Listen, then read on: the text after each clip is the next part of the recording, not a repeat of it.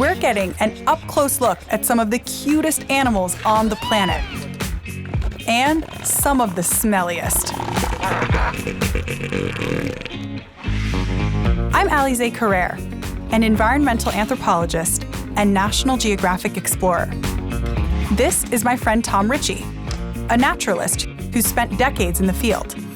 Together, we'll discover what it means to be a modern explorer. Today, we're going on an expedition to South Georgia, an island within the Antarctic climate.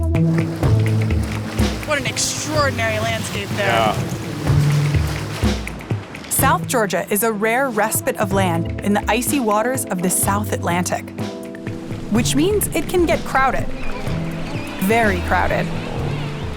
Everyone here forages at sea and comes to relax, socialize, and mate. But we'll start with the kings of the beach, southern elephant seals. Male elephant seals are massive. They weigh up to 4.5 tons when full grown. That makes them the largest member of the carnivora order. That's a group of animals that includes lions, tigers, and even polar bears. But elephant seals are bigger than them all. And I think they kind of know that they rule this beach. Listen. It's very rude, isn't it? Very rude sound. It is. Oh, Look at the snout. You can see that guy has a pretty well-developed proboscis.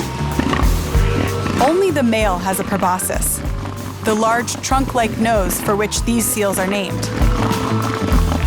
The only thing more impressive than the male elephant seal's unique proboscis is their stench. Ooh, you smell it. Yeah, you can smell them. It's like barnyard perfume, you know. It becomes nostalgic after a while. Oh, that really is bad. That's no barnyard perfume. You can see on my face that they aren't the most endearing, but we're seeing them at their worst. Elephant seals haul out of the water twice a year, once for breeding and again for molting. So right now, they are at their grungiest. And not only that, they didn't evolve with land in mind. They aren't built to walk. They're built to swim.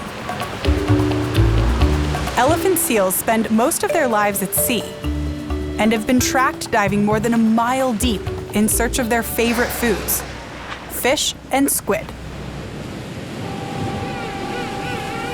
On land, elephant seal pups are just getting used to life.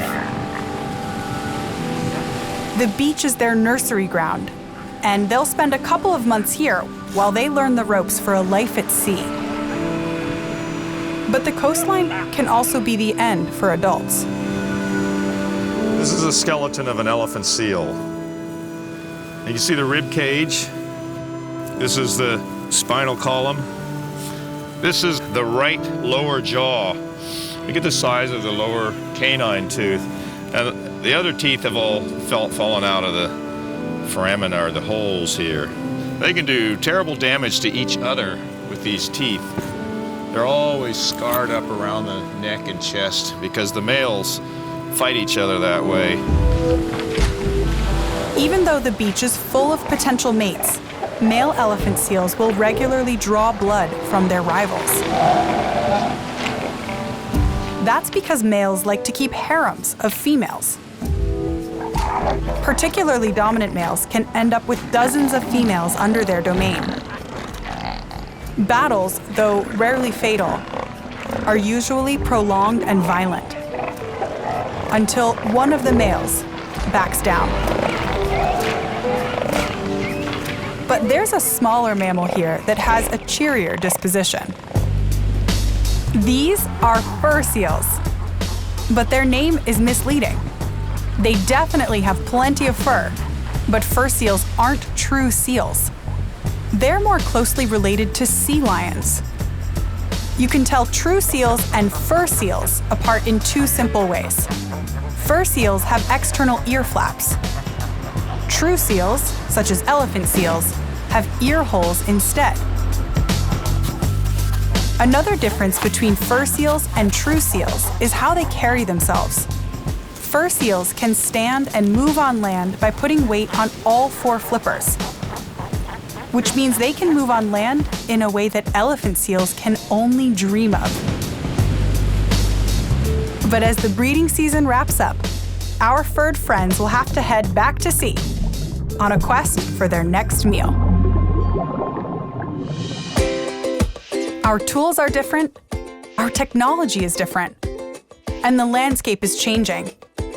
Exploring means something very different from the past, but there will always be room to observe and protect the wonder of our world. And that's what makes a modern explorer.